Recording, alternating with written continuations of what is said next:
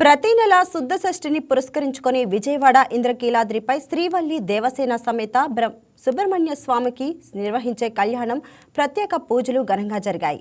ఆలయ ఈవో సీనా నాయక్ కార్యక్రమంలో పాల్గొని ప్రత్యేక పూజలు చేశారు. ఈ సందర్భంగా సుబ్రహ్మణ్య స్వామికి పంచామృత అభిషేకం, విశేష అర్చన పూజలు నిర్వహించారు. ఈ కార్యక్రమంలో భక్తులు అధిక సంఖ్యలో పాల్గొన్నారు. భక్తులకు ఎలాంటి అసౌకర్యం కలగకుండా అన్ని ఏర్పాట్లు చేసినట్లు ఆలయ అధికారులు తెలిపారు.